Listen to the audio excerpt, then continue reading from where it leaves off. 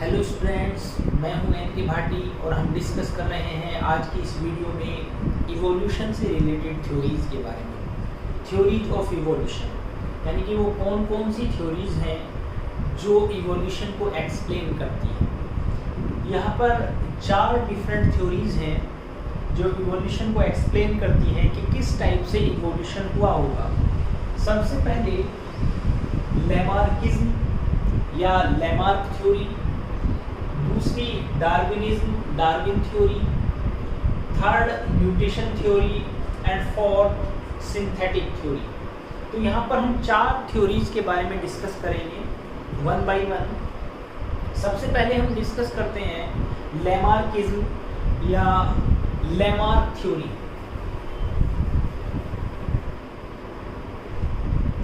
Lamarck theory of inheritance of acquired characters.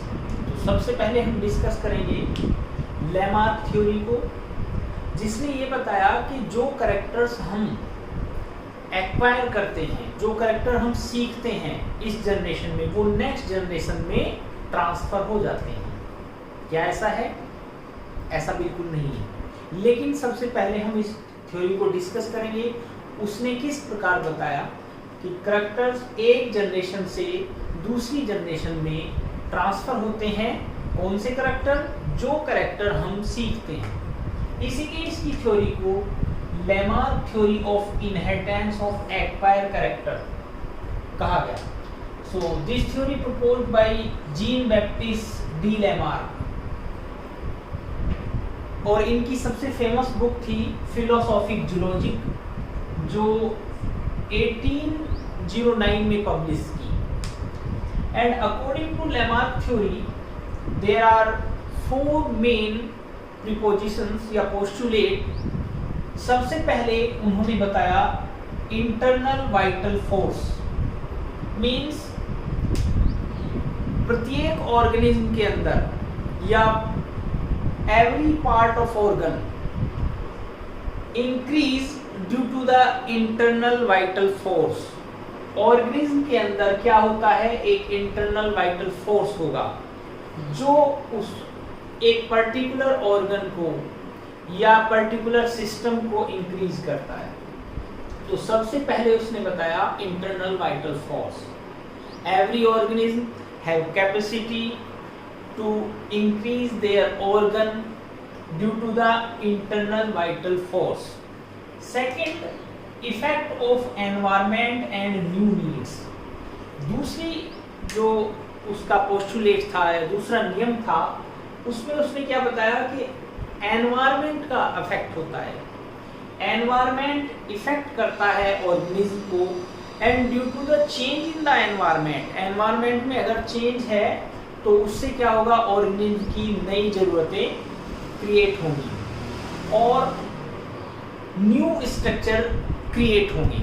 तो यहाँ पर आप समझ रहे हैं इन्वायरमेंट का या एनवायरनमेंट का क्या इफेक्ट होगा? एनवायरनमेंट चेंज होने से जो ऑर्गेनिज्म है उसकी न्यू नीड्स क्रिएट हो जाती हैं, नई जरूरतें हो जाती हैं, और इसको हम बोलते हैं डॉक्ट्राइन ऑफ डिजायर या एपिटेंसी।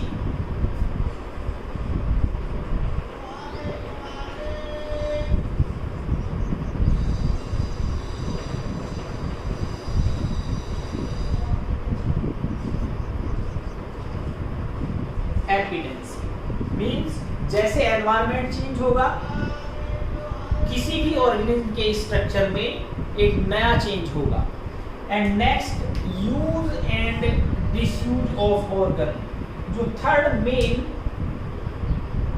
लॉ था उसका, that is use and disuse of organ. आप किसी पर्टिकुलर ऑर्गन को अगर कंटिन्यूअसली यूज कर रहे हैं तो उसका डेवलपमेंट या वो अच्छी या बेटर डेवलप होगा, और अगर आप उसका यूज नहीं कर रहे हैं वो डिजनरेट हो जाएगा। इसलिए तीसरा जो नियम था वो क्या है? Use and disuse of organ.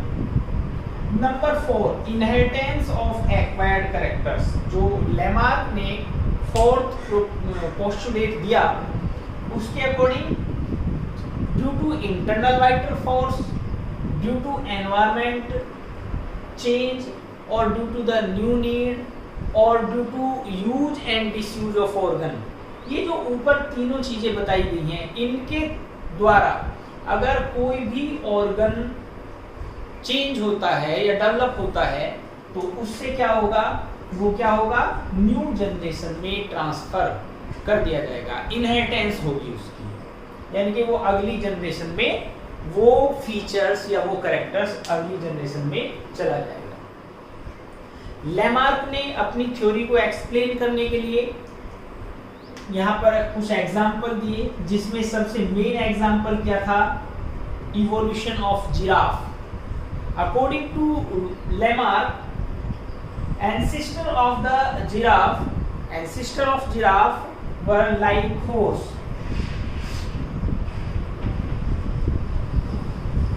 Ancestor of giraffe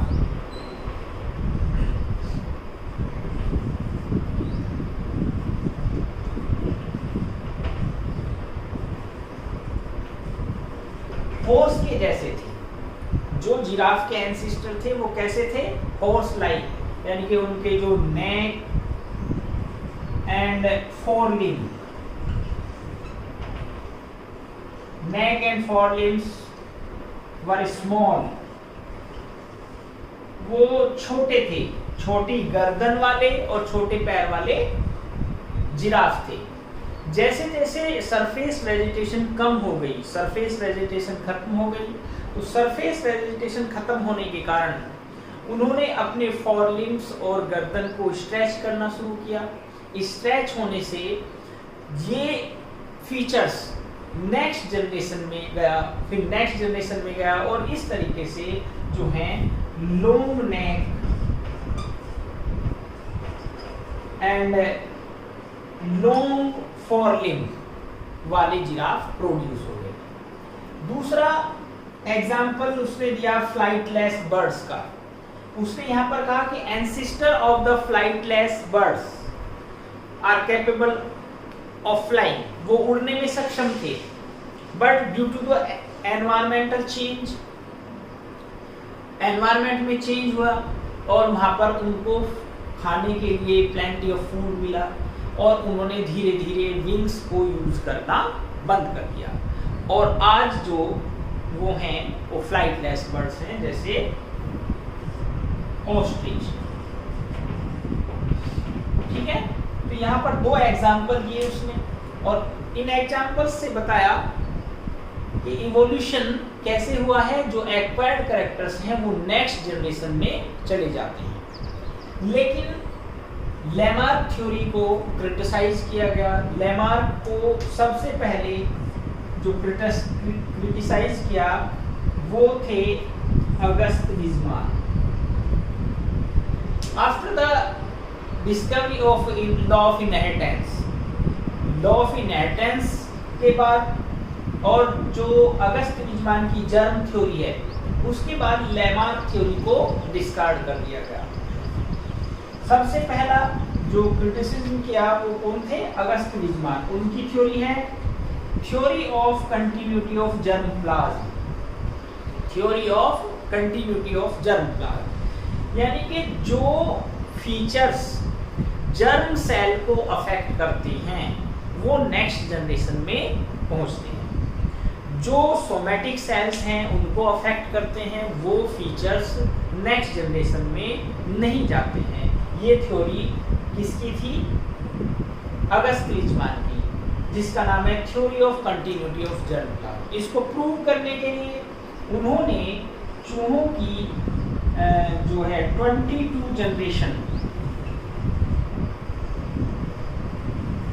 22 generation तक पूंछ काटी है ना, 22 जनरेशन तक उनकी पूंछ को काटते रहे, उनमें ब्रीडिंग कराते रहे, लेकिन हर एक जनरेशन में उन्होंने क्या देखा कि जो टेल्ड रैट हैं वो प्रोड्यूस होते हैं, यानी कि पूंछ वाले जो चूहे हैं वो प्रोड्यूस हो रहे हैं। तो इससे क्या पता चलता है, क्योंकि उनकी पूंछ कट गई थी, तो ये कैसा एक एक्वायर्ड कैरेक्टर हुआ है ना, टेललेस। लेकिन नेक्स्ट जनरेशन में भी जो टेल वाले चूहे हैं वो प्रोड्यूस होते हैं। क्योंकि ये पूंछ का कटना ये उनकी जर्म सेल को अफेक्ट नहीं करता है, इसीलिए ये थ्योरी डिस्कार्ड कर दी। नेक्स्ट एक एग्जांपल और दिया गया, boring of pinna and nose of Indian women. India में आप देखते हैं जो वुमेन है वो अपने कान और नाक को है ना, ये बोरिंग यानी कि बिंदवाना बोलते हैं इसको, तो लगातार हर एक जनरेशन में वो ऐसा ही होता है, लेकिन नेक्स्ट जनरेशन में उनकी नाक या कान जो हैं वो बिंधे हुए नहीं आते हैं, उनको अलग से ही एक प्रोसीजर है वो करना पड़ता है ना। तो ये दोनों एग्जाम्पल क्या शो करते हैं कि लेमार ने जो कहा कि इनहेरिटेंस ऑफ एक्वायर्ड कैरेक्टर्स ऐसा नहीं है। ओके, तो पहली थ्योरी में हमने डिस्कस किया जो इवोल्यूशन थ्योरी है लैमार्किज्म को। नेक्स्ट थ्योरी हम डिस्कस करते हैं डार्विन थ्योरी।